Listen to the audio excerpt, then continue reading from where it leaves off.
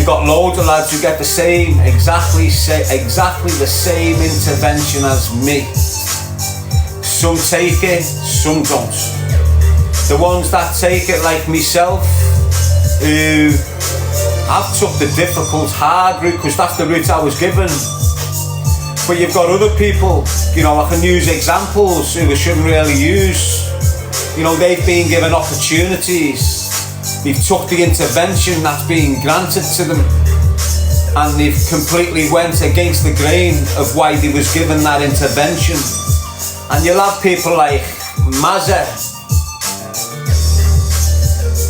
Major intervention in that young kid's life. He could have been doing a 30, reckon, the next 5 years when he got out of jail if he didn't get the intervention that he got within prison and tapped onto it and held onto it and believed in it.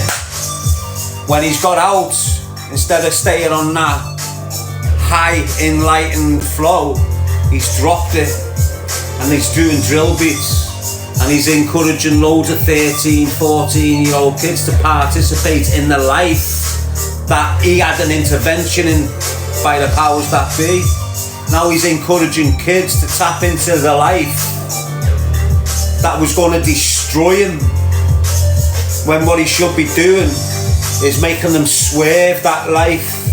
He would have had the same audience. He would have had the same contract, same advertisement, same money coming in, same woman, same gift of children. Would have been long term, would have been longevity, because he's went there, bang, brought loads of kids down to that vibe, encouraged them to participate in knife crime, gun crime, jail life. But that's his decision. I'm not hating, but what I'm saying is you need to recognise interventions when they're happening, because we all get them. We all get little wake-up calls. We all get little warnings, depending on what mind you're in and who you're around, what group you're on, whether you take these warnings. For example, you've got a mate in your group, it's gone a little bit hot, he's got a leg shot. He should have took that warning and jogged on. He never. Where is he? He never takes that leg shot warning. He never took the opportunity to go, well, this, I'm not playing that game no more. He stayed in it, dead, life's off, isn't he? Exactly. So we all get the interventions. You just need to take them on board. And if you don't, you're just going to suffer horrendously, and so will anyone you've put your energy into. They'll all suffer. Yeah, Scouse traveller, Natalie. That's what it's like, a wake-up call. So you'll have young lads, and they probably won't understand what I'm saying. And you'll probably have a 16-year-old, all of a sudden, he's in a police station getting questioned for a crime. He's in that police station for his first time, he's having a little panic mode, he's thinking, what. But they release him without charge, give him a little warning, give him a caution. It's an intervention for you, mate. It's a little warning. You're going down the wrong path here, mate. You've definitely gone down the wrong path here, mate. Don't do it again, or that path will have a door on it and it'll get locked after you. And these kids aren't taking that little warning. They're not taking them little wake-up calls. They're just continuing. Before they know it, they're in a police station again. Before they know it, bang, they're kept in overnight. They're going to court and getting bail. Now they've had the little caution in the police station. Now they've had the let go from the police station on a little mad thing. Then they've gone to court, being kept overnight, got bail from the court. These are all little warnings. These are all interventions that you're not grasping hold of and thinking, you know what? What's getting me in that plod shop? What's getting me in that courtroom? What's bringing the police through my ma's door? What's doing this? What's bringing that? What's going on in my little life here? Because it's going to end up in a mess. How do I know it's going to end up in a mess? Because look at all them lads before me off my estate. Just look how many are sitting in jail cells. Look how many are lifed off. Look how many have got addictions. Look how many of their kids are on the streets with the birds, because they're going to festivals and that, leaving the kids with the Mars and shit. You don't want to go there, lad, trust me. I know it's hard. It's hard to drop out of a certain culture, but you're best doing it early than late. You know, you might think you're in deep now, but you're not.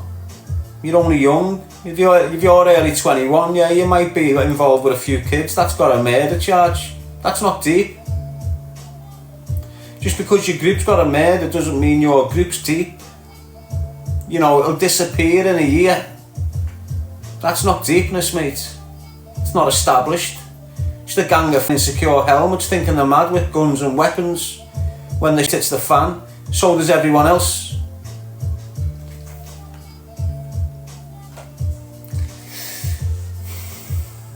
Anyways, calm down. It's like I feel if I approach things and speak about things in a more calm and influencing way, I'll get across better instead of being that passionate, assertive, aggressive Darren G. That only works with some audiences and some topics, doesn't it? You know, I suppose when you're trying to appeal, you've got to be a little bit more sympathetic with your words, haven't you? That'll all come in the next 10 years though. So you can head out, you little rat. Stop doing what you're doing, you're going to end up in jail. You're going to end up like all the other soft cunts, just like myself before you. Stop it. Listen to someone that's willing to shame themselves. Listen to someone that's willing to absolutely write themselves off to make you realise that life is shit and full of knobheads. All them knobheads don't like me saying that because they don't understand how they're living.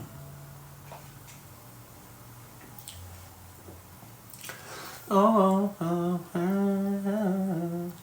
suppose it's wrong when we call them all knobheads, isn't it? Because they're not knobheads, are they? They're your sons, your uncles, your dads, your brothers, your cousins, your nephews. That's what they are. All these lads that are getting lifed off, they're our families. They're not. I'm calling them knobheads because look how they're behaving. Look how they're living their life. Look what they're encouraging their youth off their estates to become. Look at the behaviour they're encouraging within their siblings and their nieces and nephews, and look at the culture. We develop a culture for the generation, and look at the culture they're getting into. That's why they're knobheads. Why can't you see, as some kid that's able to have 10 kids running around for him like lunatics, that's able to bring in 10 grand a week off bits and have a little business going and do. How can you do all that but you can't see the destruction that you're doing to your own people? It's obvious you can. So now that we've established you can see the damage you're doing to your own people, now you can see that. Why aren't you correcting your own ways? Why are you continuing to harm children like a fin monster? We only live once. Don't care about no one else. We live and die. We need to get everything we can. No, you're wrong, mate. You're wrong. You're dead wrong. It's that attitude that's killing us off. You need to believe in the afterlife, and the only way you're getting there if you start participating in what is going on down here. The fact you're not even believing in the afterlife and the heavens and paradise and all this type of next level consciousness, the fact you're not even thinking like that means you're a non-believer, mate. You don't care about the kids' welfare. You don't give a If you were a man who was believing, you would be caring about what's happening with women and children of any colour, of any race, of any religion, regardless. The fact you're not, the fact your mind thinks it's just dead and you're in a grave and nothing happens after that. The fact that you think you just went through a 60-year process to just drop there and see everything later, doesn't work like that. This is a filter. This is a filter You can either stay here or pass through. I don't like it down here, mate. And I'm gathering loads of views from us. You've tolerated it all your life. You know, it's only the last 20, 25 years people have clicked how we're living. Our nans and all that, they just, you know, they were conditioned to the hilt, weren't they? Our Mars and that sort of tapped out to the conditioning a little bit. We fully tapped out, that's why we ended up in prison in thousands and thousands and thousands. We fully tapped out to that conditioning. But the majority of the population didn't, but a large proportion of young kids off council estates whose parents half dropped out because of drink and whatever, we just dropped out to that conditioning. We got expelled from schools. We got identified very early and dragged into the care system and put into the prison system to try and be conditioned fully. We fought the system all step of the way. That's what you see with us now, us rebellious people. Us people that have fought the system since they were kids. And that's what you've got. And that, unfortunately, instead of them being able to condition us in then confined schooling places, because that's what they are, that's all prisoners. Prisons secure schooling. You know, you're in there and you're getting conditioned to believe and think in a certain way. And if you do, you might pass the folks to get out. If you don't, no, you're not thinking like the way we want you to. Same with IPPs. You know, if you're not thinking the way we want you to, you're not getting out.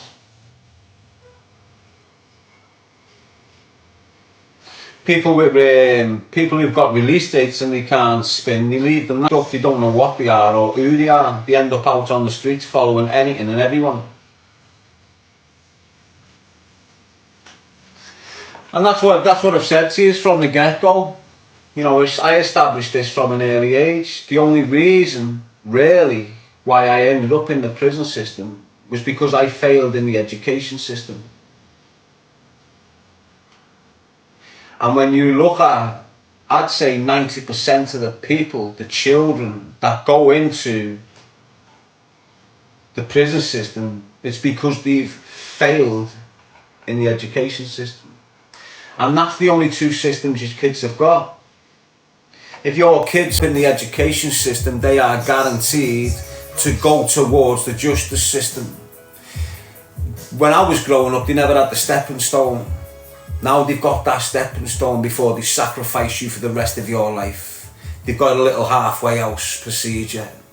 That halfway house procedure wasn't there. If you got expelled from there, within a year or something, you were definitely down there in that system. Prison, care. The minute you were expelled from school years ago, social service was at your front doorstep. And if there was no adequate reason, you were gone.